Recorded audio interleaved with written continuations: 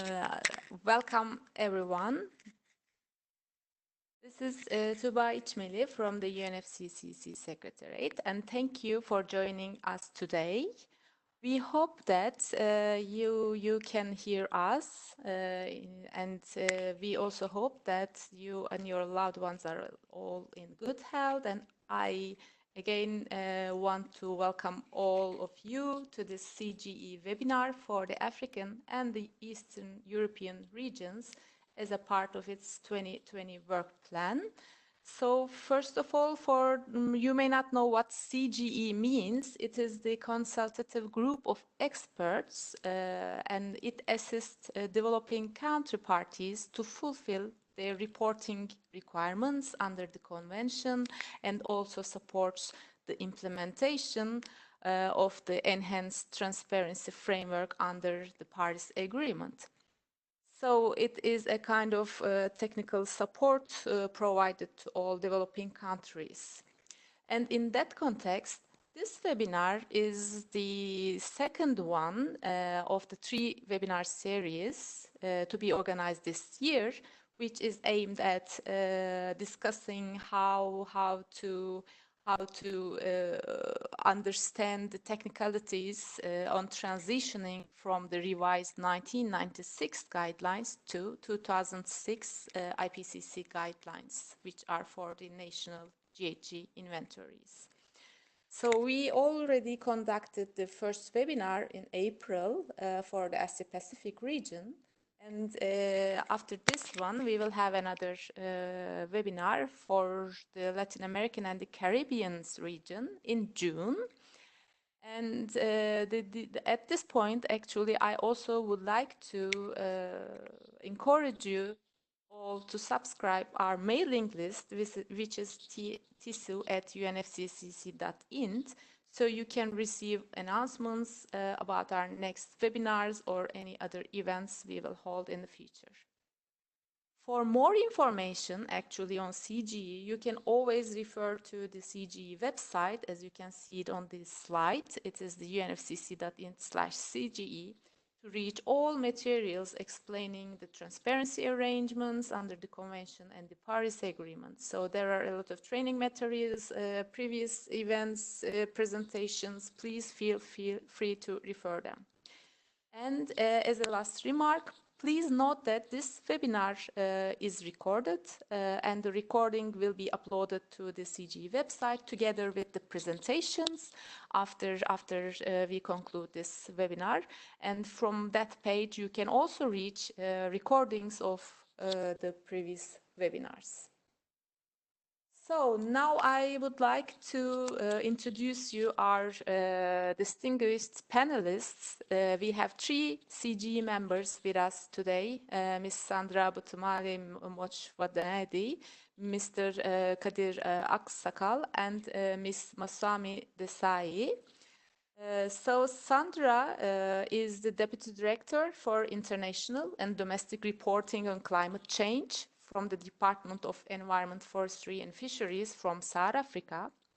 Mr. Kadir Aksakal is from Turkey. He is an expert from the Department of Environment and Sustainable Development Statistics of the Turkish Statistical Institute.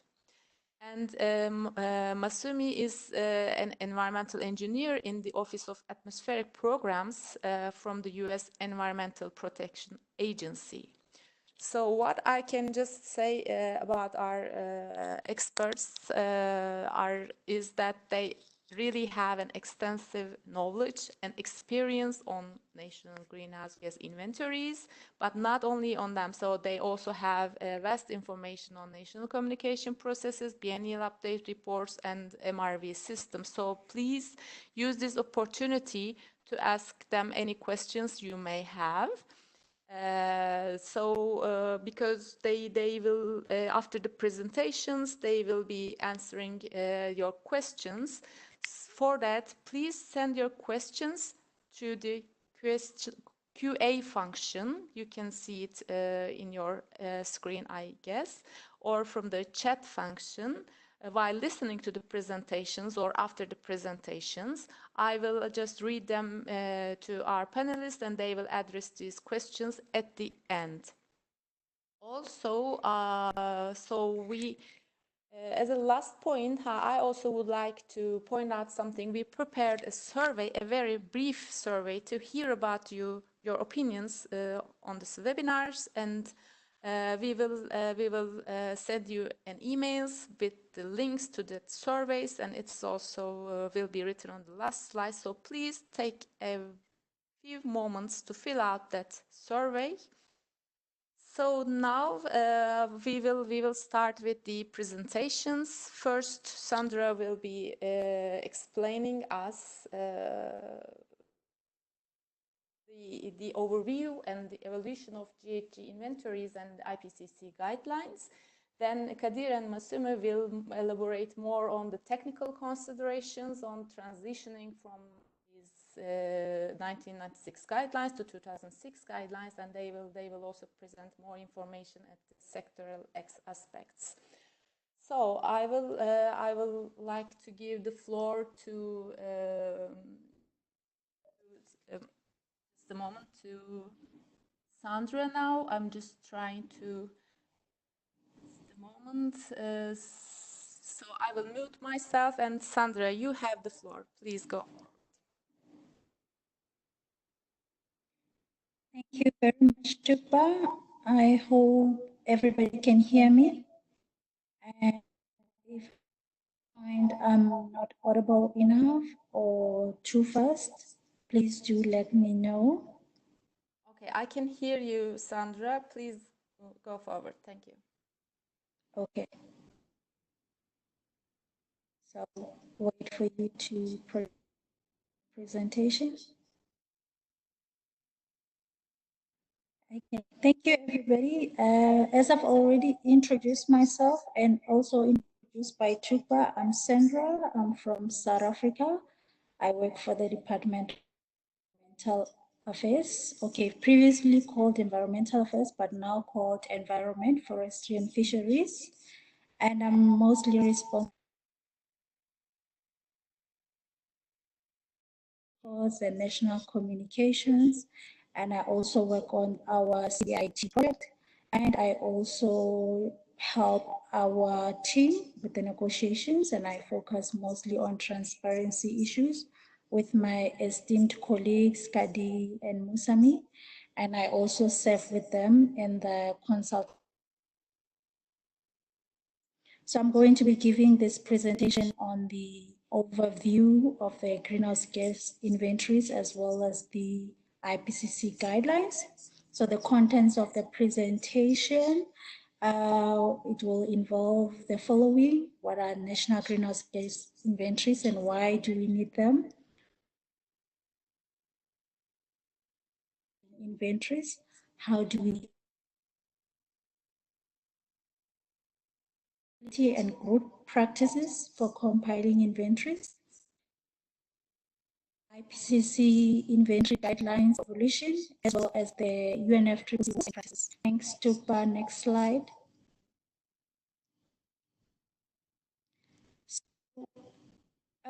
What are national greenhouse gas inventories? They are basically estimates of anthropogenic emissions, not just emissions, also removals of particular gases from all sources and sinks period of time. So it should be a defined region, perhaps a specific country, and there should be this time. And in this presentation, we will be dealing with greenhouse gases, the national estimates, as well as the annual estimates. Thanks, Tupa. Next slide. So why do we need national greenhouse gas inventory? Firstly, they are very important for the scientific understanding.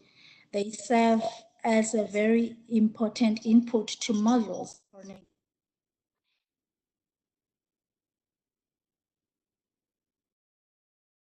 of a country. You will need your inventory to guide you into looking at the mitigation potential of your country when you consider the impact of different policies and measures that are aimed at reducing greenhouse gas emissions in your country.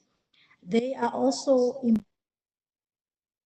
understanding between environmental pollution as well as the effects to sources of the pollution. They're also key for policy making because before any pollution problem can be efficiently controlled, there is a need to understand the sources of that pollution as well as the amounts of emission or amounts of greenhouse gases in this case emitted by those sources. And this will also help us in developing policies that are cost effective and also monitor the progress of our policies towards the goals. Because if you have goals to reduce maybe your emissions by this much, by this time, you need to constantly monitor your progress in terms of how you are doing towards your goal. And this is also important to also inform the public on how the country is doing in terms of its policies and implementation thereof. Thank you. Tukpa, next slide. So now, in terms of the greenhouse gas emissions, you have different drivers of your emissions, and you also have policies and measures that are meant to control those emissions. Now, if you look at the slide, within the innermost circles, you will be having your greenhouse gas emissions, which are driven by immediate drivers in a particular. For an example, population could be an immediate driver. In most cases, you find that if the country is highly populated or densely populated, then it's likely to have high emissions. So population is a direct driver of emissions, and there are obviously other types of immediate drivers like the energy intensity of your industries, your GDP per capita,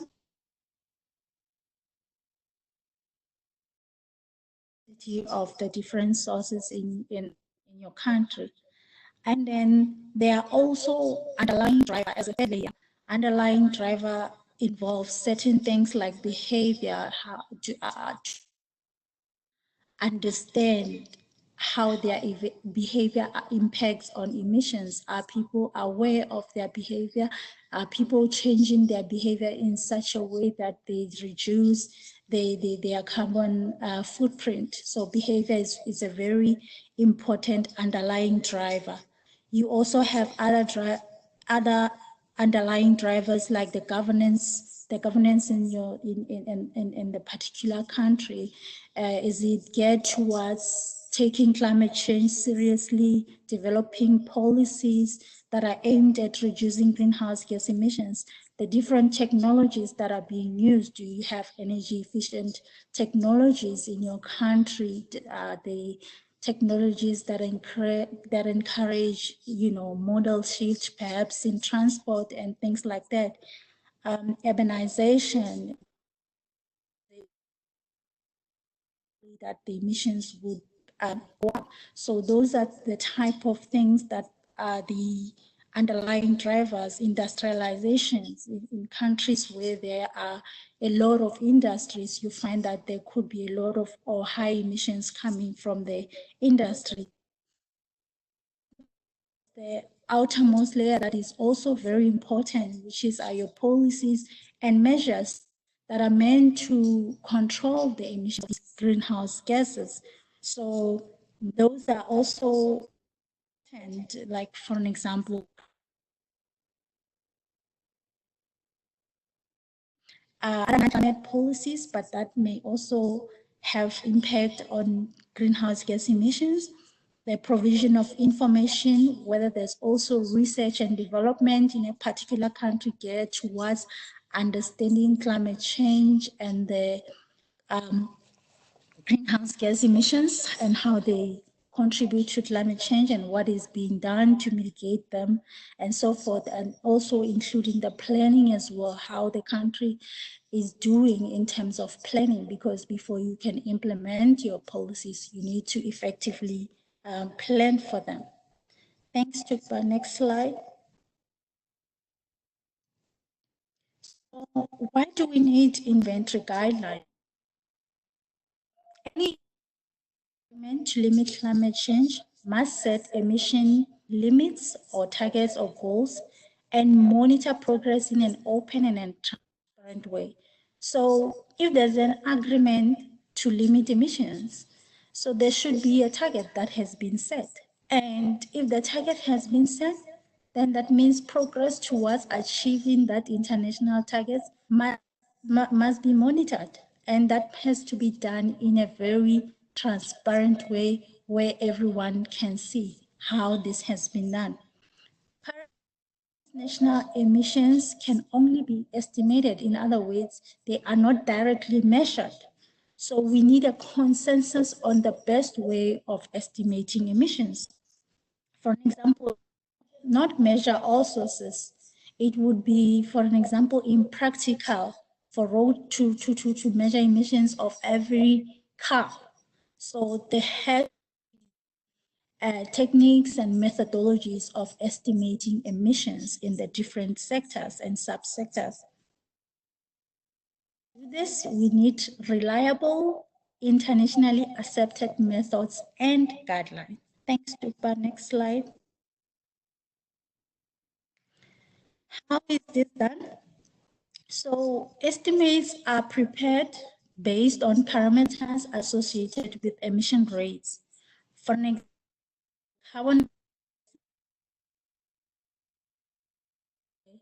carbon content of a particular fuel, and carbon dioxide emission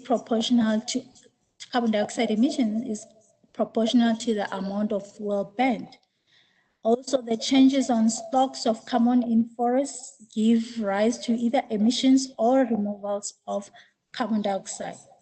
So the golden calculation of estimating emissions is projected there, which is emissions is equals to the emission factor multiplied by the activity data.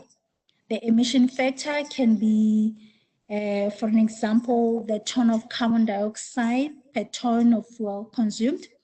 And then the activity data could be, for an example, the amount of fuel consumed. So that is how you estimate emissions using that golden calculation for estimating emissions. Thanks, Dr. Next slide.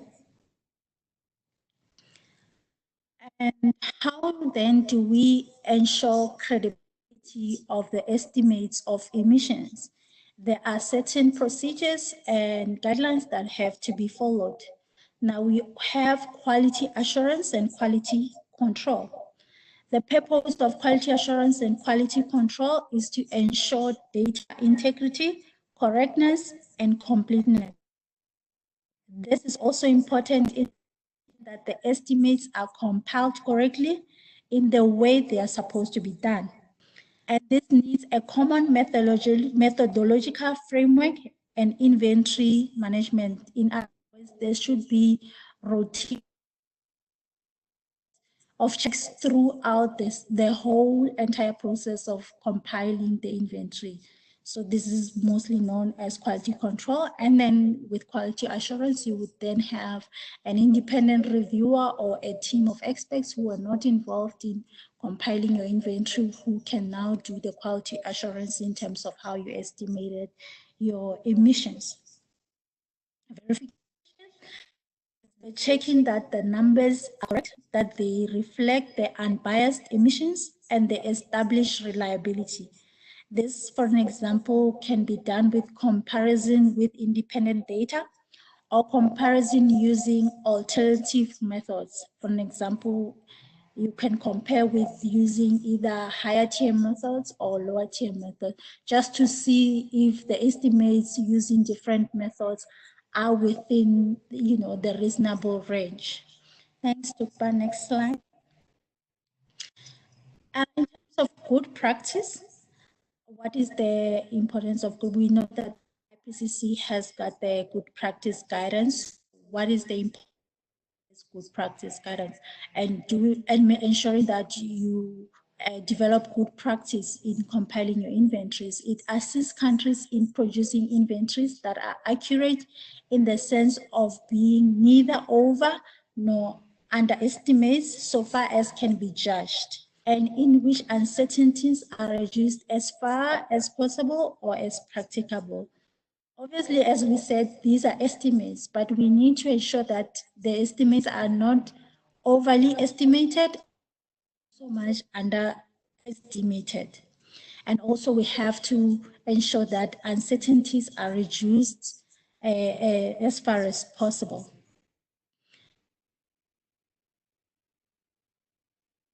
And this also helps in identifying the key categories, because if you know your key categories, where your main sources of emissions are, then you know where to focus your resources in terms of reducing emissions.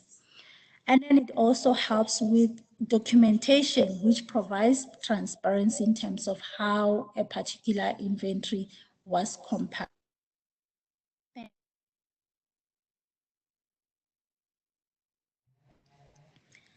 It also gives guidance on the approaches to data collection, how you should be collecting your data, the relevant guidance thereof, the guidance on doing uncertainty evaluation,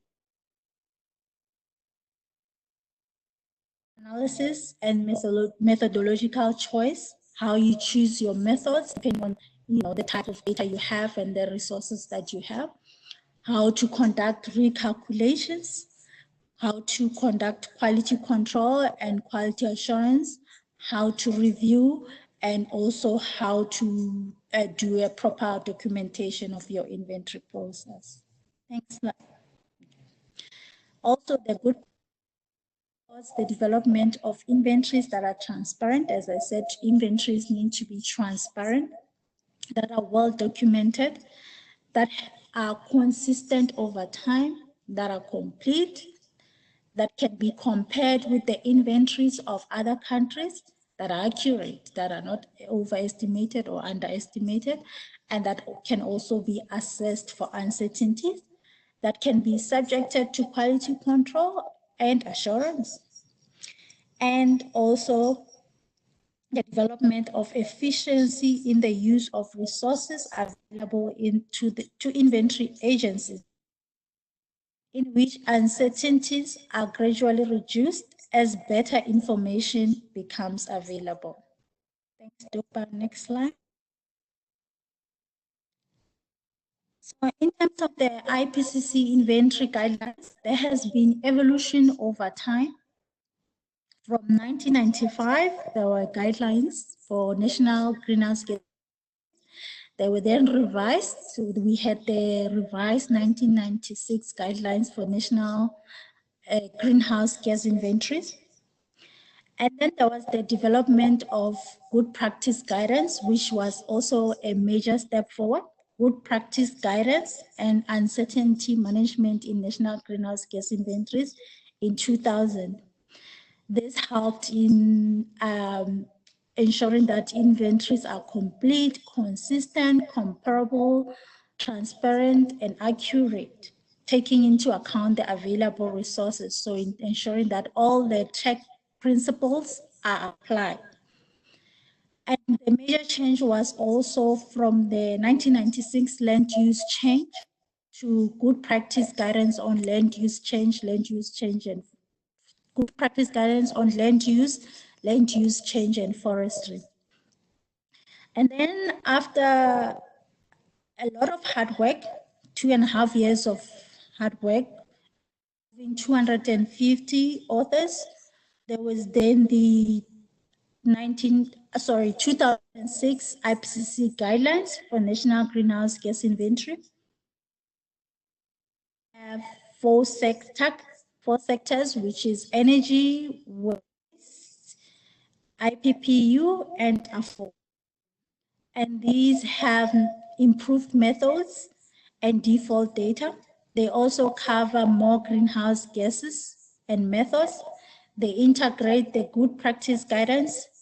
They require similar resources. They do not preempt accounting choices, so it's up to the country to use its own methodology depending on the resources that it has, and those are the best globally applicable methods. Now, in addition to the 2006 IPCC guidelines, there's been the 2013 supplements, and also recently in the 2019 refinements, which my colleagues will go into greater detail. Thanks, Tupa. Next slide. So in terms of the decisions on the greenhouse gas inventories, compiling greenhouse gas inventories and which guidelines to use, there's been a couple of decisions. For an example, for non-Annex 1 parties, there was decision 17 CPA to use the 1996 IPCC guidelines, and they were also encouraged to use the good practice guidance for both non-LULUCF and LULUCF. And then for Annex 1 countries, from 2015, Annex to Decision 24 CP19 was that the non-Annex 1 parties should use the 2000 guideline. So even though the terms of biennial update reports and national communications and compiling inventories for developing countries or non-Annex 1 parties is to use 1990. Actually been more non-Annex 1 parties using the 2006 IPCC guidelines. Thanks, Tukma. Next slide. So at the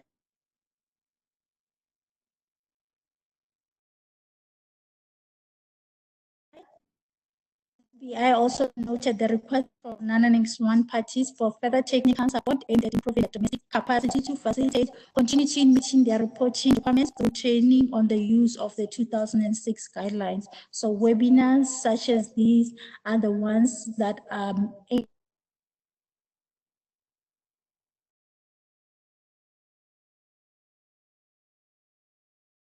such decisions and requests from non-Annex 1 parties to provide training on the use of the 2006 guidelines. Next slide. Next slide.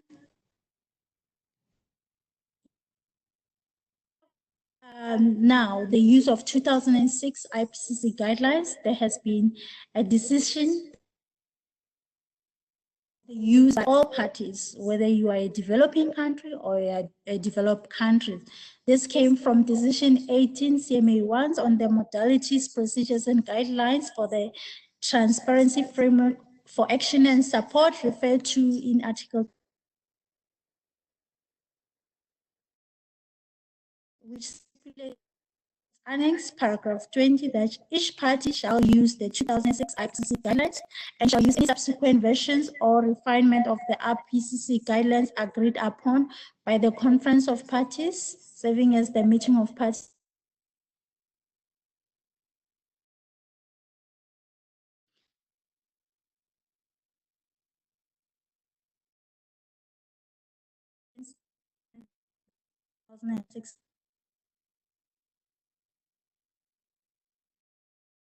The decision that has been reached in Katowice for the compilation of biennial transparency report by all parties, which should be submitted in 2024. So from 2024, when parties compile their biennial transparency reports, they are all required to use the 2006 IPCC guidelines.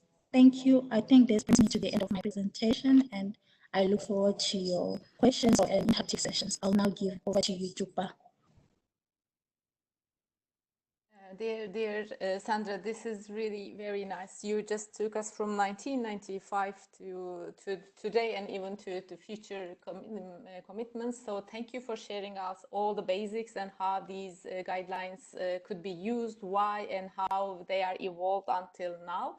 So with this, now I will like to give the floor to Kadir for to elaborate more on the technical considerations.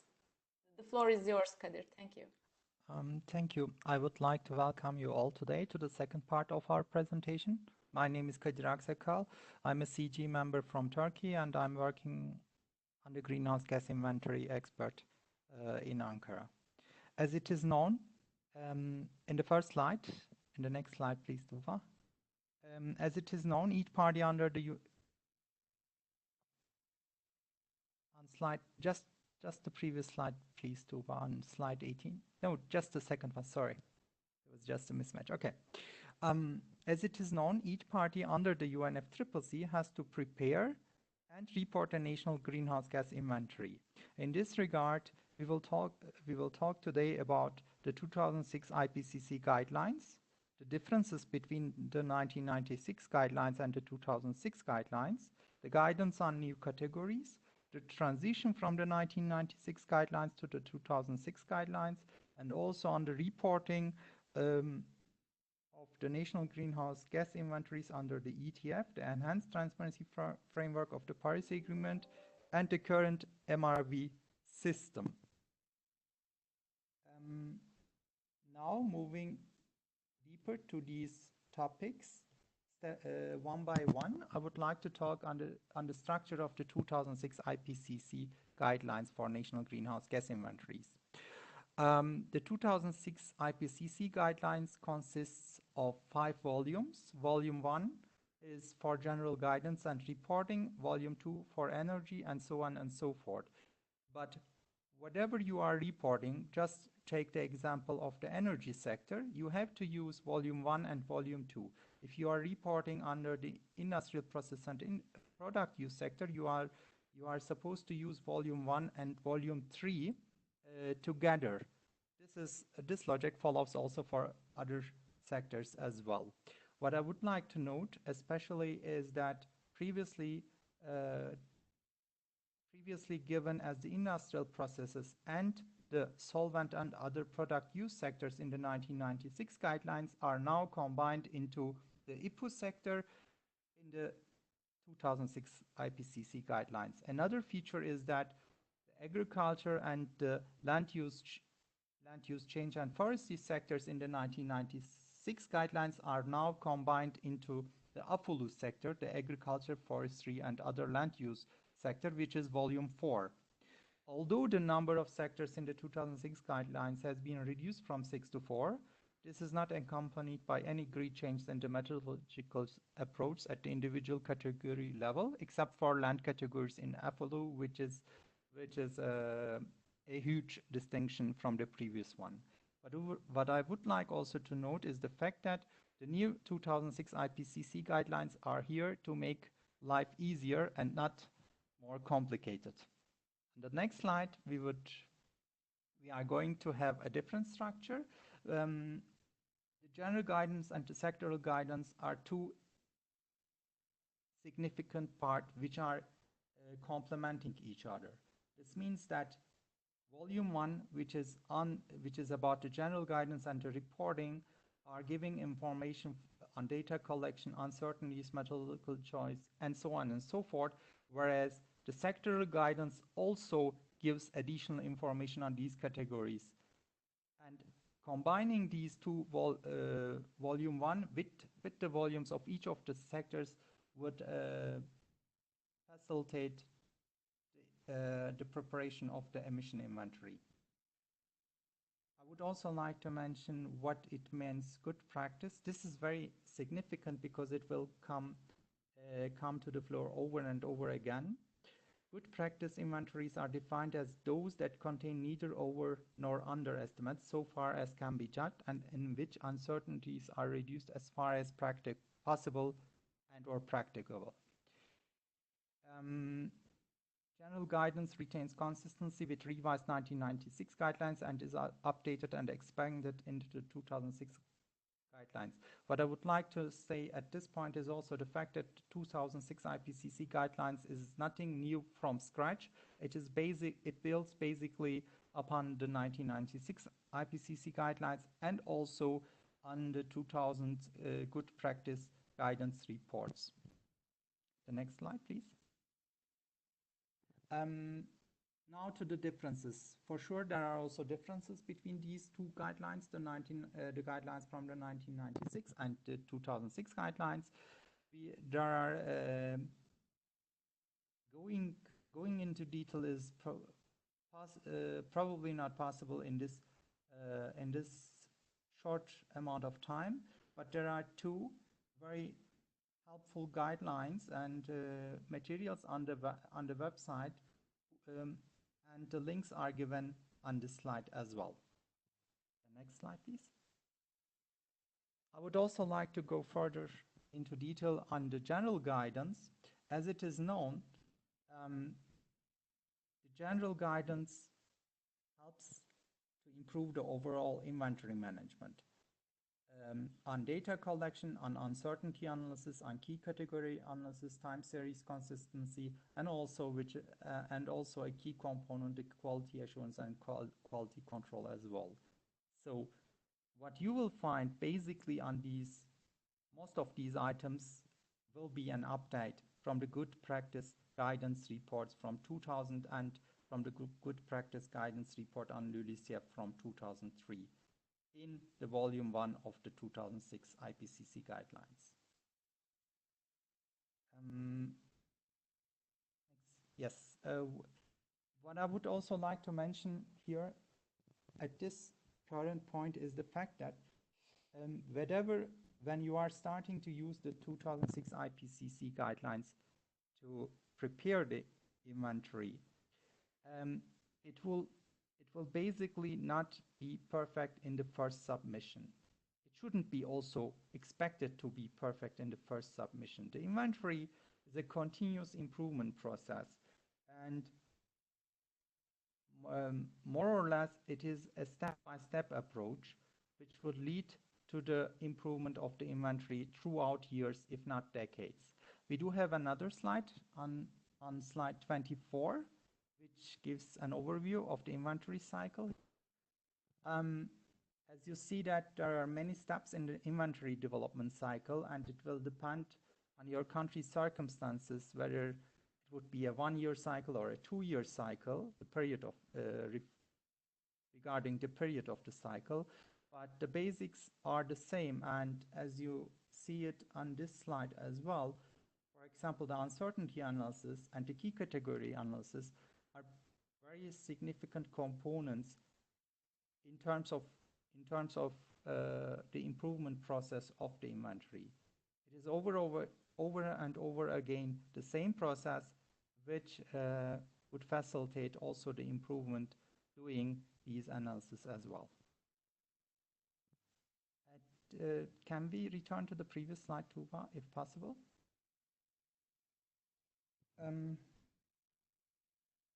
What I would like just as a final word at this stage is also the fact that the 2006 IPCC guidelines is there for the preparation of the inventory. There is also a reporting component of the inventory as well. And this differs between the current MRV system under the UNFCCC and under the enhanced transparency framework of the Paris Agreement as well. But once the inventory is there, it would not be a very huge problem to report it according to the rules of the modalities, procedures, and guidelines given under the transparency framework under the Paris Agreement. This concludes my part, and I would like to give the floor to Tuba. Thank you. Okay, Kadir, thank you so much. Thank you also for elaborating more on how the sectoral guidance moved while we are also moving to 2006 guidelines, and also for your remarks on how we can build on the already the experience we already have regarding the current inventories. So now I would like to give floor to Masumi to learn more about the sectoral aspects from these guidelines and how they are from 2006 guidelines. So Masumi, the floor is yours. Thank you. Hi, thank you. This is Masumi. Can you hear me? Yes, we can hear you. Okay, great. Let me know if it drops off. I know we had some issues with sound earlier. So I want to thank my colleagues for the introductions that they've started. And in the next few slides, I am going to outline sort of the differences from the 1996 guidelines to the 2006 guidelines by sector. And as Kadira mentioned, given the time, we we'll try to give you some of the highlights in terms of the differences, and then also provide you more information if you want to learn more, given we won't be able to cover everything in the time that we have. So again, I'll start with the energy sector. So for the energy sector, the changes from the revised 96 guidelines are minimal. There are 2 new sources have been added. So the 2006 guidelines now also include methodologies for estimating urea-based catalysts, and also carbon dioxide transport, injection, and storage. So these are additions for the energy sector. There's also more information and details related to estimating emissions from fuel combustion activities, from manufacturing industries and construction, and also for fugitives from oil and gas. And again, if you want to find more information, Kadir mentioned the primer, so that's one source of more information. You can turn to page 18 of the primer, and there's also more information in the overview chapter, and certainly the energy chapter as well. Next slide.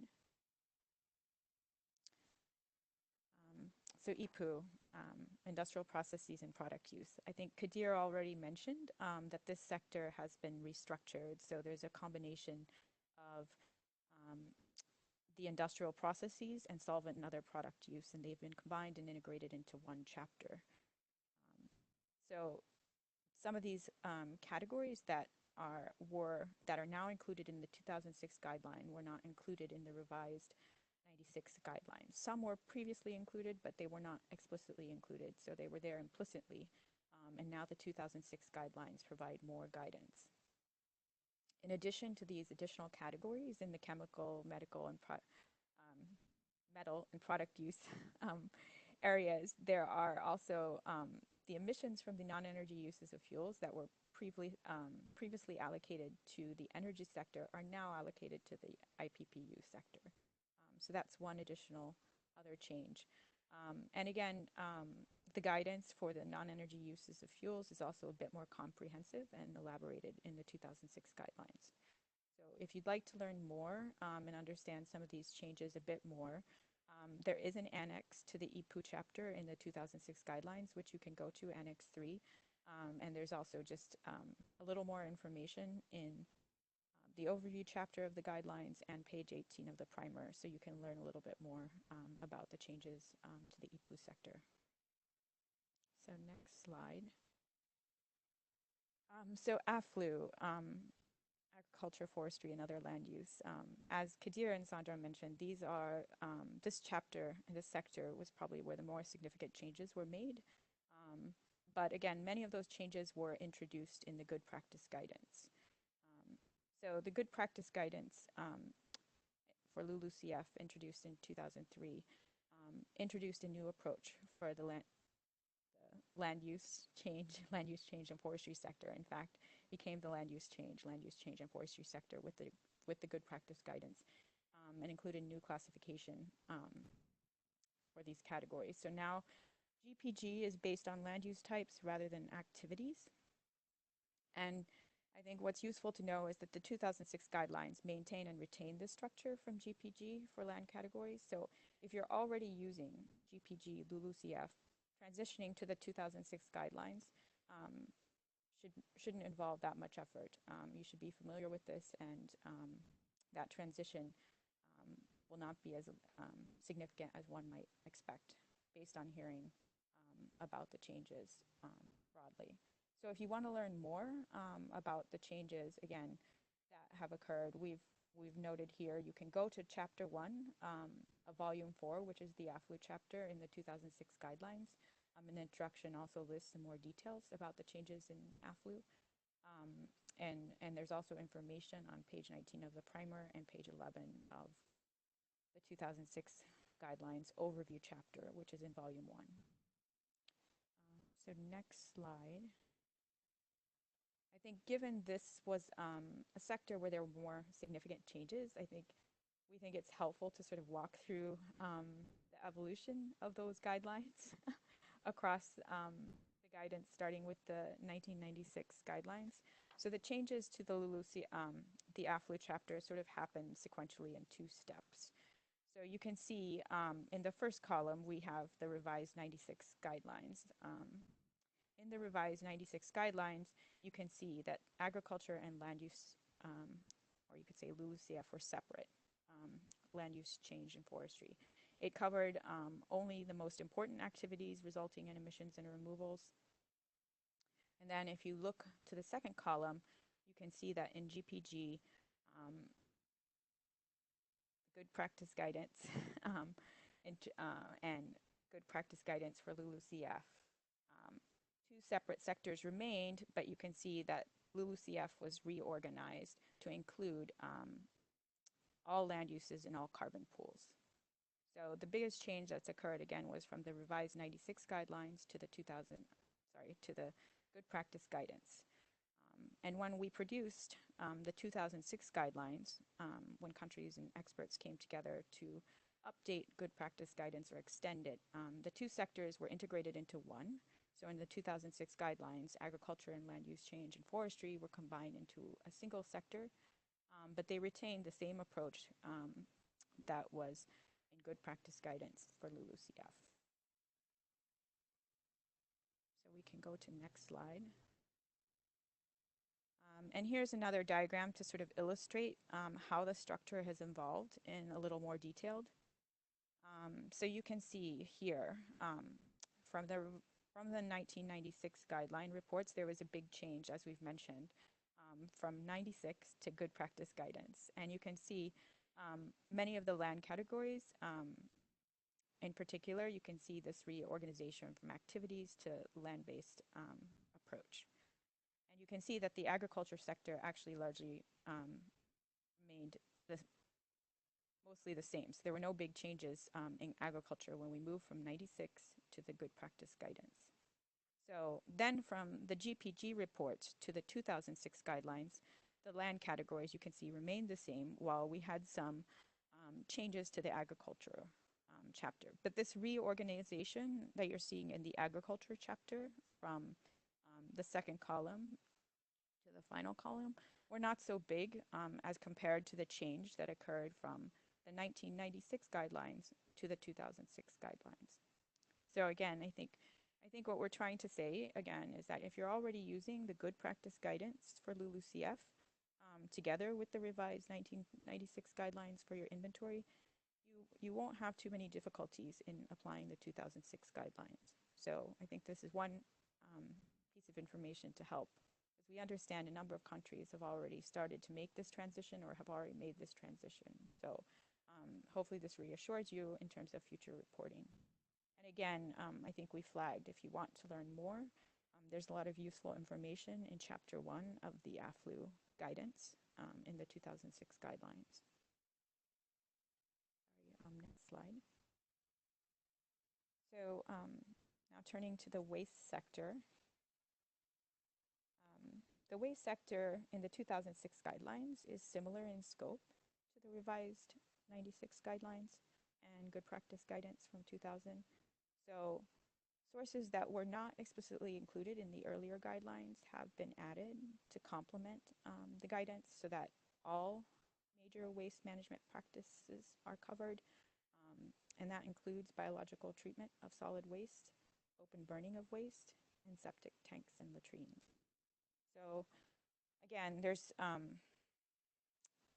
the scope is fairly similar, and you can get some more information or learn more about what the changes are in the overview chapter of the 2006 guidelines, which is in volume 1. And there's also information on the primer as well to elaborate a little more.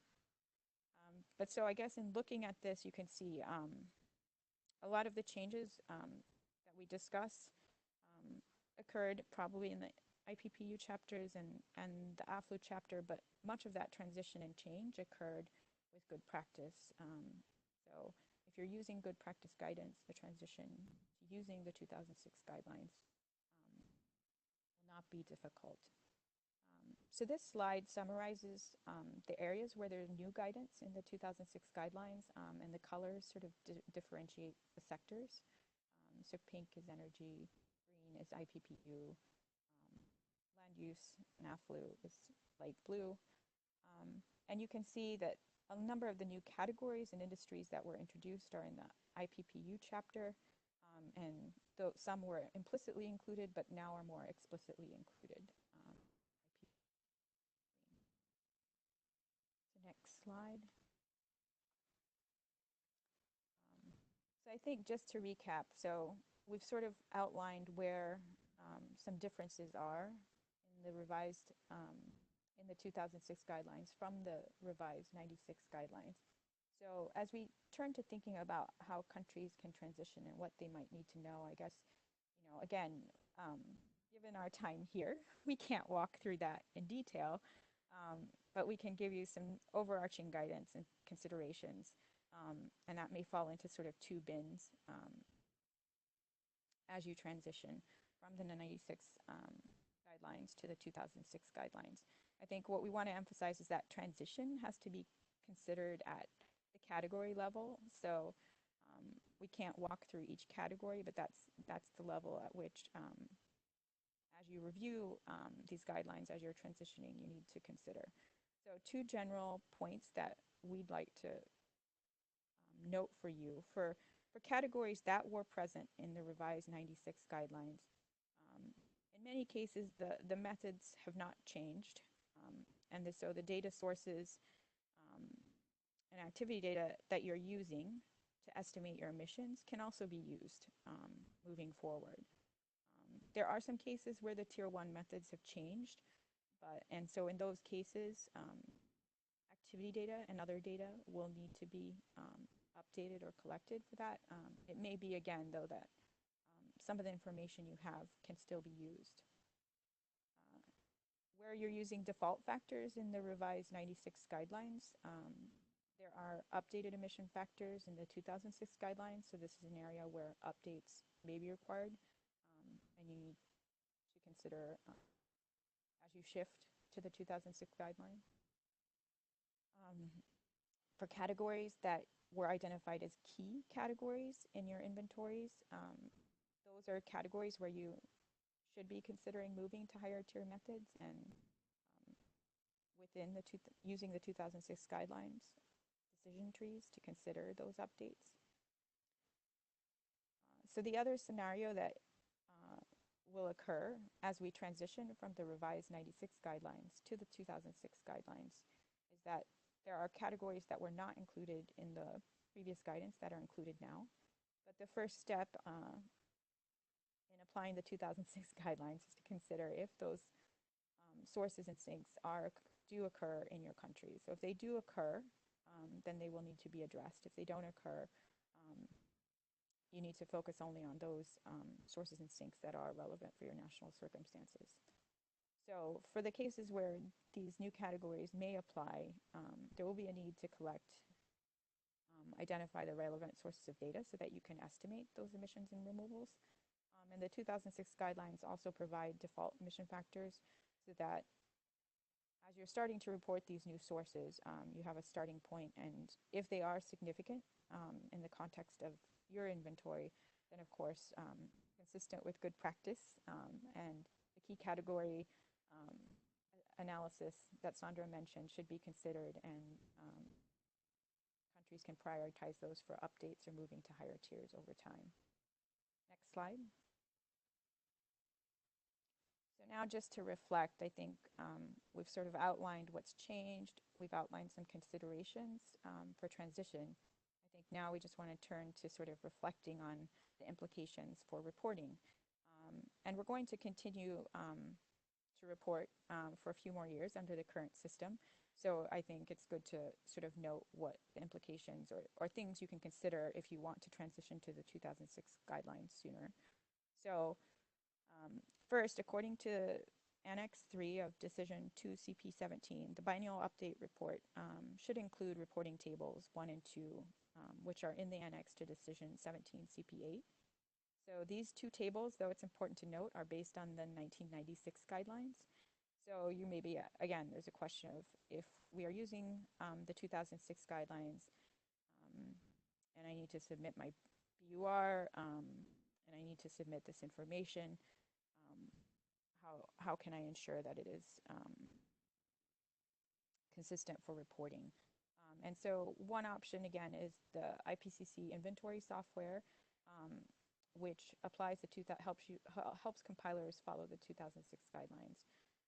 And it has a function to help produce the non-Annex 1 tables and map the information back from 2006 guidelines to revised guidelines.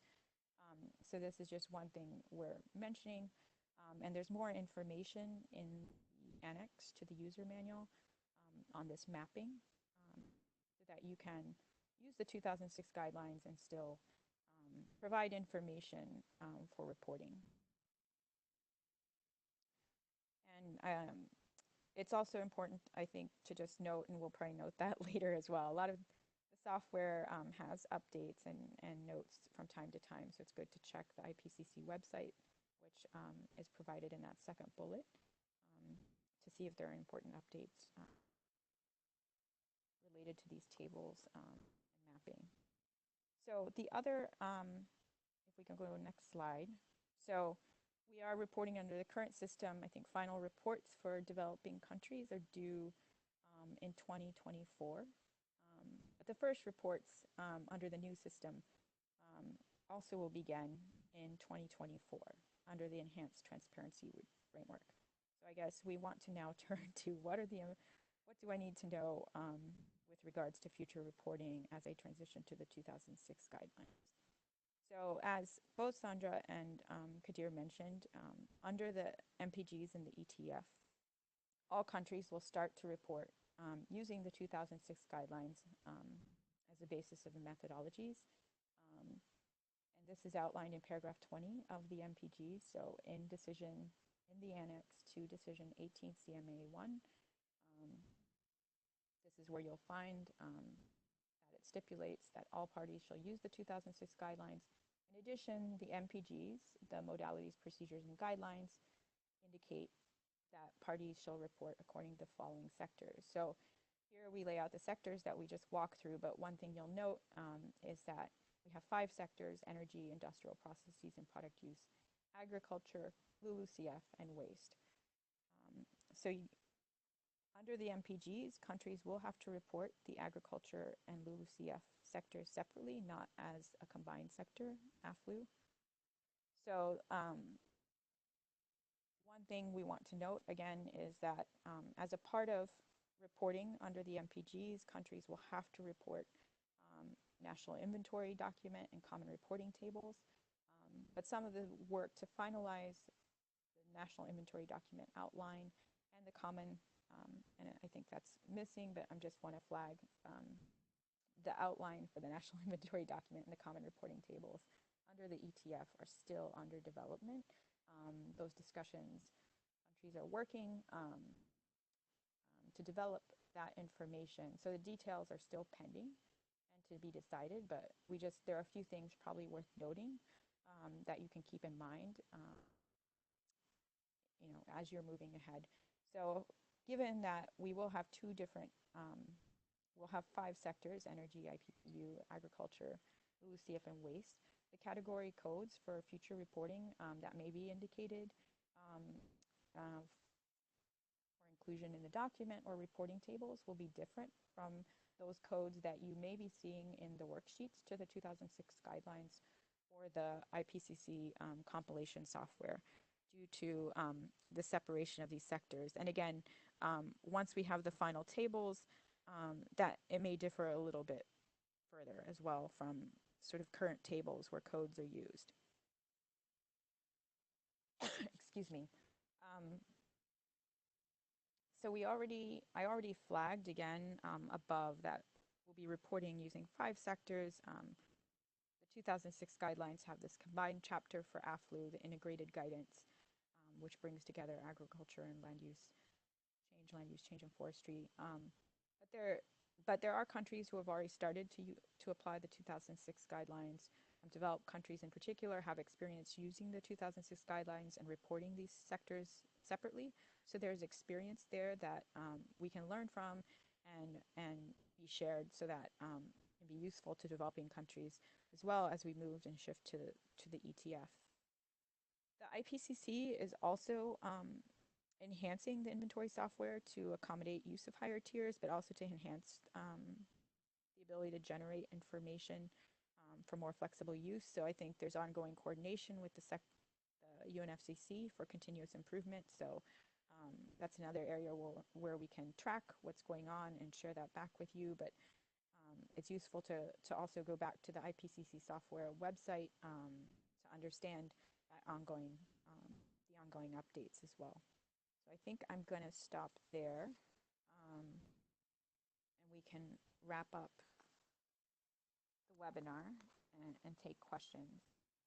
Yes, thank you, Masumi, for all this information. Actually, you all our panelists said that given the limited timeline, actually we cannot get into detail. But on the contrary, I think there is a great extent of information you shared with us, even given within this very limited time. So I would like to thank you all, and I would like to thank you, Masumi, also for providing all these external references and resources. So anyone who would like to learn more can just go to those and refer to those documents. So I would like to ask all our participants now to reflect their questions if they have any. Now, I would like to read one of the questions. I have two for the moment. So one of our participants are asking, Walter is asking, what is the difference between QA, QC, and verification? Can you please elaborate more? So I would like to open the floor for you to answer, and please just unmute yourself and answer the question as you see fit. So, dear Sandra, would you like to refer that maybe? Well, let me find the relevant slide on that. Here we are. Thank you. So I'll first start with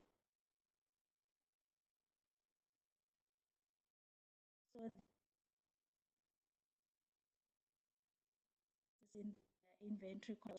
Basically refers to quality control, which is the process of ensuring that there is quality throughout the entire process of compiling the inventory. And this quality control is done by all the expertise involved in the inventory compilation. I think there's also the slide that was presented by my colleague Kadi, which was showing throughout the inventory compilation process that quality control has to be done, whether you're doing key category analysis, whether you are using different methodologies. So throughout this entire process, you should be doing the quality control and checking as the compiler, as well as documenting everything. So this happens throughout the inventory cycle by the personnel that are involved in the compilation of the inventory. Now, quality assurance has to be done by an independent person or independent organization that was not involved in the inventory compilation process. So they have to now sort of do the independent review of whether all the steps were followed accordingly, all the guidelines throughout the compilation process were applied accordingly, and just to ensure that the inventory was compiled following the guidelines and in a very unquestionable manner. So that is the quality assurance. Is more like a review by an independent organization. Now we can go to the verifications. Tukba, if we can go back to that slide, please. Now the verification is basically the process of checking if the numbers are correct. Remember, as we said in the inventory compilation, we are actually estimating emissions because you cannot do direct measurements, otherwise it will be virtually impossible, especially for some sectors. So you have to check the numbers and ensure that they reflect unbiased emissions and establish its reliability. So when you do the verification, this is the process where you can compare with independent data. For an example, if national data was used, you can try and use maybe other international data and sort of compare the numbers in the estimates, whether the estimates are more or less the same, whether the percentages in the differences using the different data, verified data, is not that huge.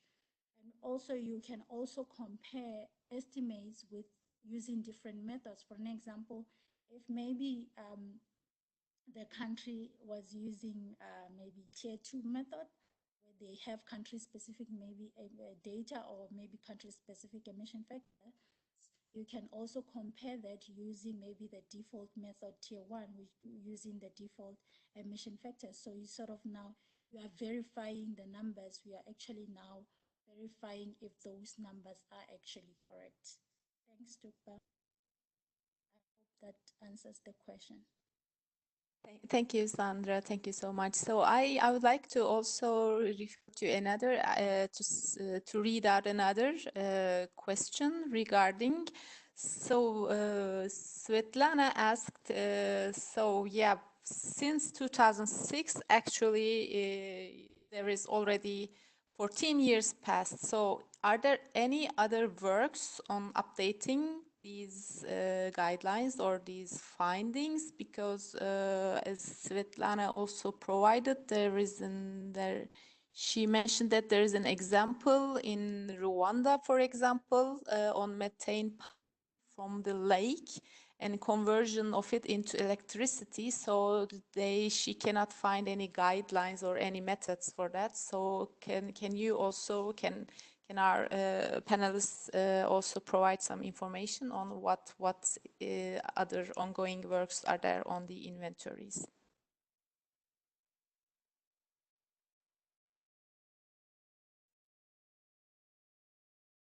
For example, because is there any other ongoing work on the IPCC guidelines, for example? Masumi, okay, Kadir, I saw Kadir unmuted himself, so maybe he can start. Yes, please, Kadir. Thank you, Tuba. I would like to mention the fact that there was a big work prepared by the IPCC, and we do have currently also the 2019 refinements. But the basic fact is, although the IPCC has prepared the 2019 refinement to the 2006 IPCC guidelines, currently for the reporting of those, the use of those guidelines have not decided by the Conference of the Parties. And unless the Conference of the Parties will come up with a decision, the parties are not obliged to report by the use of the 2019 refinement. This is also currently not the case under Enhanced Transparency Framework under the Paris Agreement, but there is under the related paragraph there is a statement given that once decided by the CMA, these 2019 refinement will also be used. But currently, be it an Annex 1 or a non-Annex 1 party, none of these guidelines are used because there is no COP decision. Just for the overview of the part. Thank you, Kadir. And dear Masami, do you also would like to add anything on that, or we can move to the other question, please? Yeah, I was just going to add a little bit of more context on the 2019 refinement, since we didn't actually cover a lot of detail here, partly for the reasons that Kadir mentioned. It was just to say that the 2019 refinement is a refinement to the 2006 guidelines.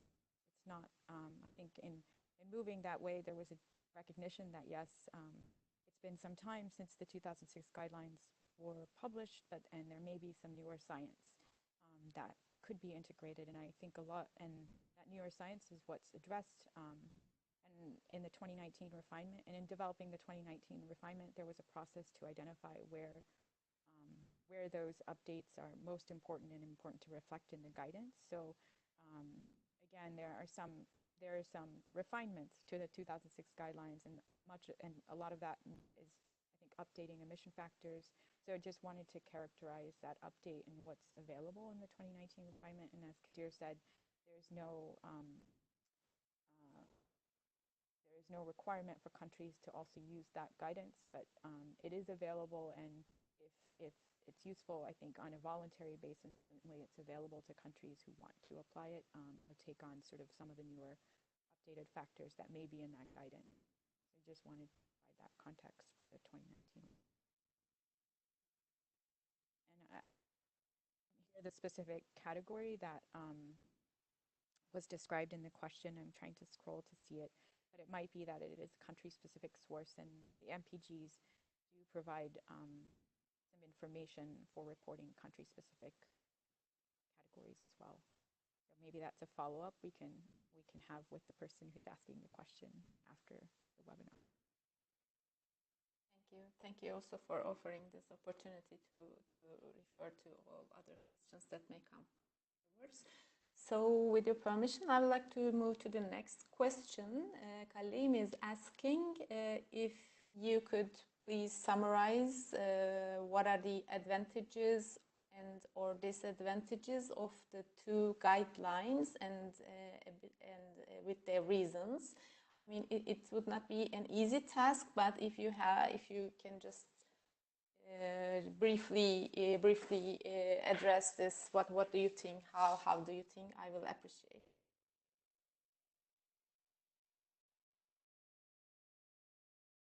So, who is willing to start, Masami or Kadir or Sandra? What are the advantages or disadvantages, or maybe in a better, what are what are the main issues or regarding these two guidelines?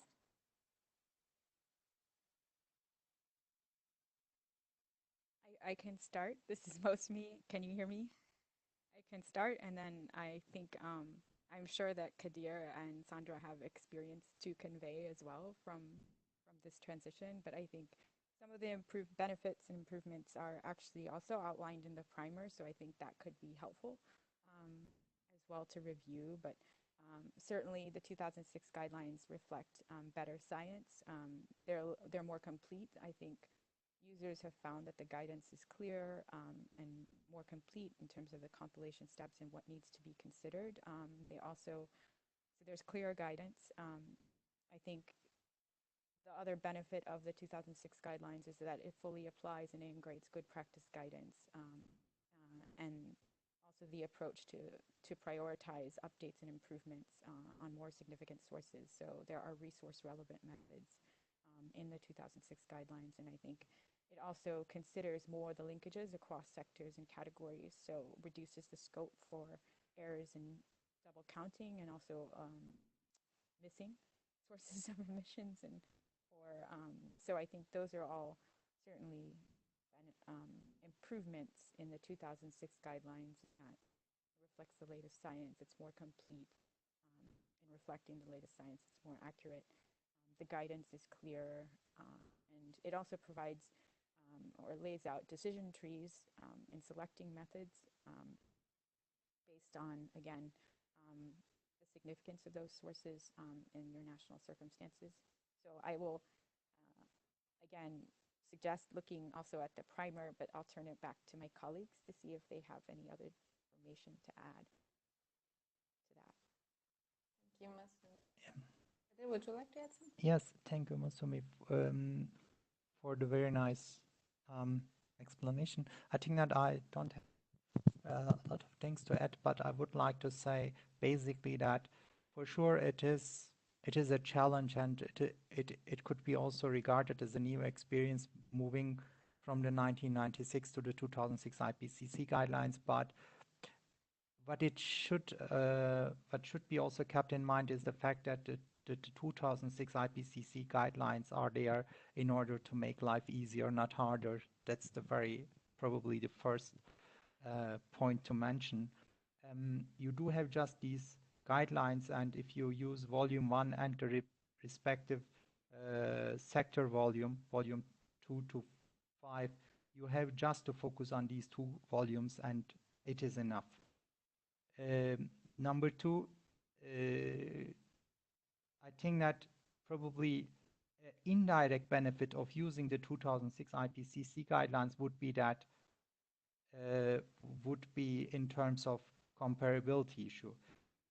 Once all parties are starting to use entirely the 2006 IPCC guidelines, once this transition will be concluded by all country parties, we would end up having greenhouse gas emissions and removals which could be comparable among all country parties. And this is a very significant step in terms of the enhancement of reporting, because once we do have greenhouse gas emissions and removals prepared according to the TACCC principles by the use of 2006 IPCC guidelines, we would also serve serve the United Nations Framework Convention on Climate Change in a much better way than which is currently the case, because the numbers are to different extents not comparable. Another point also is that, as Masumi has also pointed out, the decision trees. The decision trees are easily usable for also newcomers to the entire process.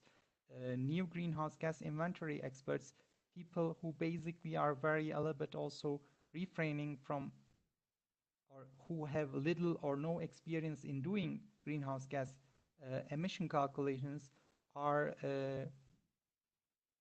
aided by these decision trees, and they could just open it, read it, understand it, and start doing it. And there is a great literature available, and there is a great community also available whom they could refer and ask also questions in order to improve their inventories. So I can only suggest and encourage people to use the 2006 IPCC guidelines and start using them. The sooner the better. Thank you. Thank you for your answers. And actually, there are a few more questions, but since we are running out of time, because there is a question coming from multiple participants, so I would like to also ask you. I would like to just read that question, because our participants are referring that if a country shifts to 2006 guidelines, so there will be a difference in the estimated emission quantities, and also the projections or are sometimes based on these inventories. So and also when you think about the NDCs, when there is a change, when there is a shift from the 1996 guidelines to 2006 guidelines, how can they address this change in the estimated emission quantities, and how the estimates can be made free of bias? I would really appreciate if you can also briefly respond to these questions.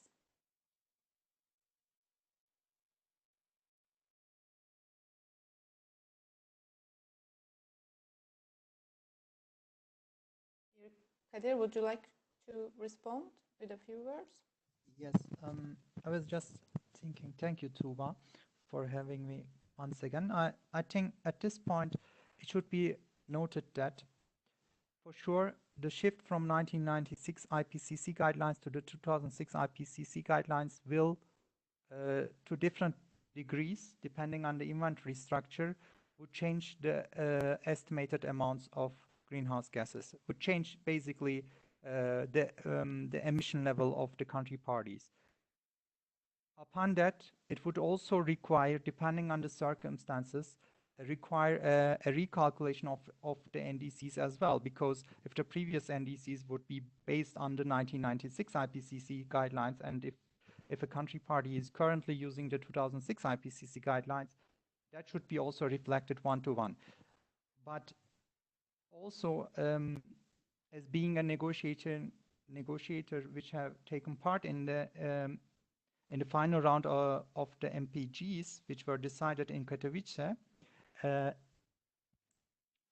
in Poland, during the COP24 negotiations, I would also like to say that the basic fact that all country parties' use of 2006 IPCC guidelines would help and facilitate the entire process, because, and this is very key.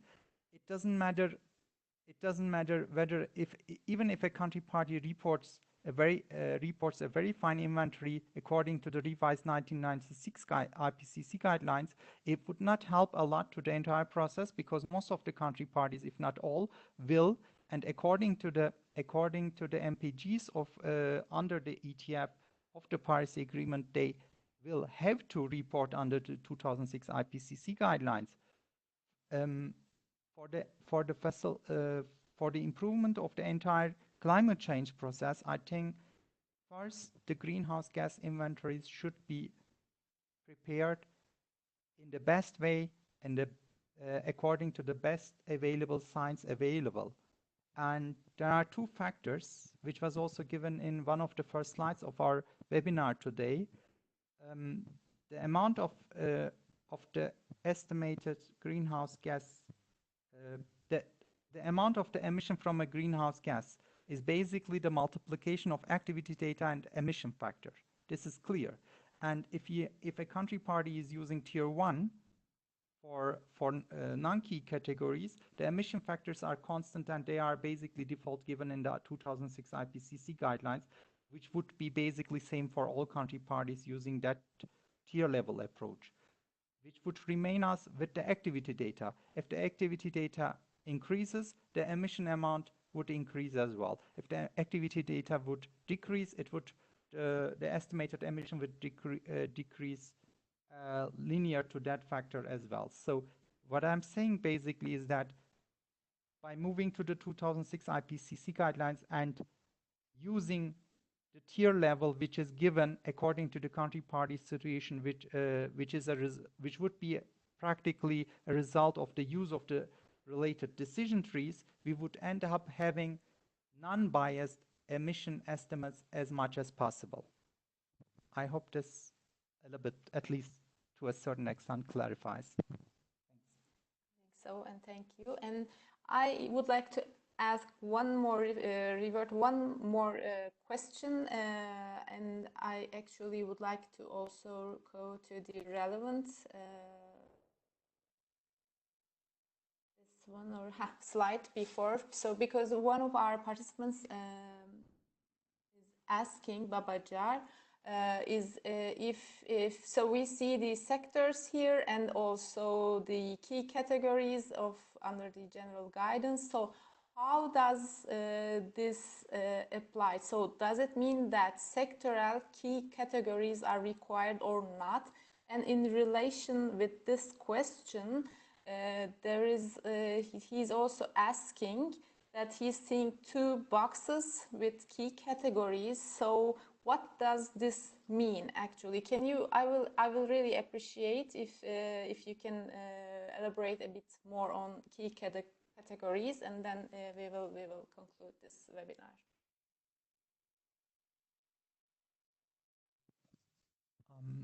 I could start if you allow.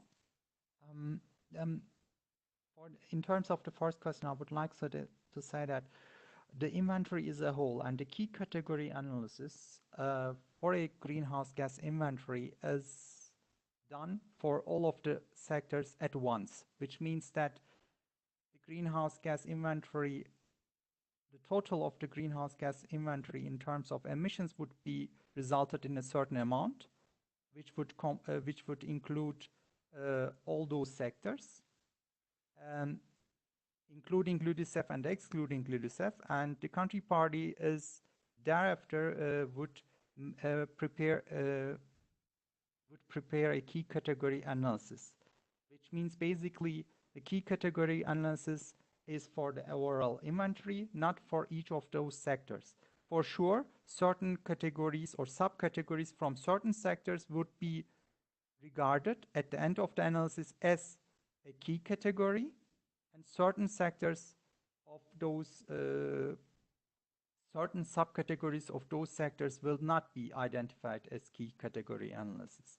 To the second part of the question, I would like to say that identifying key categories are essential for the improvement of an inventory because it is required by the IPCC guidelines in general that key categories should be sources or removals of key categories which are sources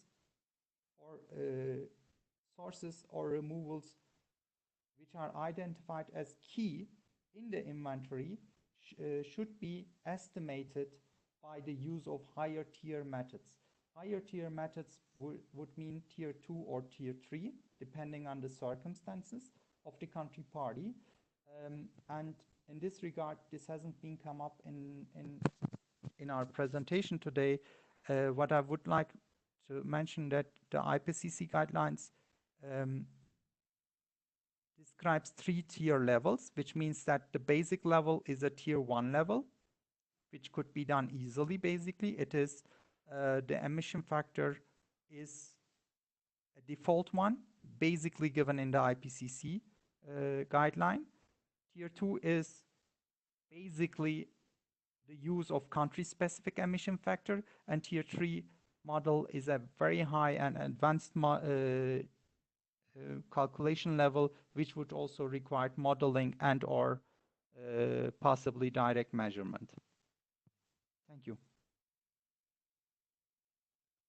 Thank you, Kadir. And if there is anyone would like to add any more. Yes, Sandra, I see you. Please move on. Just to add to what my colleague Kadir has said, also it's very important to know your key categories as a country, because then you would know where to channel your resources. For example, if maybe you want to come up with your mitigation policies, you would know which sectors and which categories of those sectors to focus on, because where you get most of your emissions is where you probably will have the most mitigation potential in terms of reducing the overall emissions of your country. And also, as Gadi has already mentioned, is that for your key categories, you need to use more advanced methods like your tier 2 and your tier 3s, as also guided in the decision trees. So then if you know your key categories, then you would then know that you would have to invest into those categories and research and studies that help you to determine those country specific emission factors. Thank you. Thank you, Sandra. Thank you. So actually, I really would like to thank our panelists and all our participants, because we almost, no, not only, we just passed our time by half an hour, but you are still here. Thank you for this. Thank you for your interest and all the questions. And I also would like to thank you again to Sandra, to Kadir, and to Masumi for all this valuable information and all these technical details they shared with us. As a last note, please let me tell you that the presentation and the recording of this webinar will be uploaded to the CG webpage. And also, if you have any further questions, just a moment, please, something happened. So if you have any further questions, please send them to tisu@unfcc.int email address. We will be always answering your questions. And as a last reminder, we will be sending you a survey regarding this webinar to your emails. I really appreciate if you can just tell us your opinions and views or any other suggestions in order to improve this webinar series. Thank you. So this is the end of the webinar. Thank you and stay safe.